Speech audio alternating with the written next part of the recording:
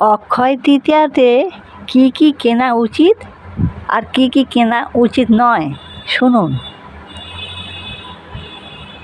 অক্ষয় তৃতীয়াতে কেনা উচিত 1 নাম্বার জমি, বাড়ি এবং যানবাহন। 2 নাম্বার সোনা ও রূপোর গহনা। 3 নাম্বার পিতল ও ব্রোঞ্জের বাসন। 4 নাম্বার নতুন পোশাক। 5 নাম্বার পুজোর সামগ্রী এবং মন্দিরের জিনিস। এবার শুনুন অক্ষয় তৃতীয়াতে কি কেনা উচিত নয়।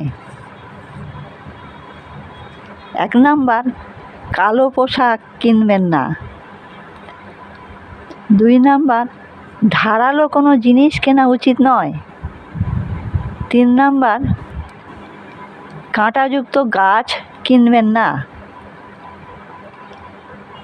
এই ছিল অক্ষয় তৃতীয়াতে কী কেনা উচিত আর কী কেনা উচিত নয়। ভিডিওটি ভালো লাগলে প্লিজ একটা সাবস্ক্রাইব করবার অনুরোধ রইল আপনাদের কাছে।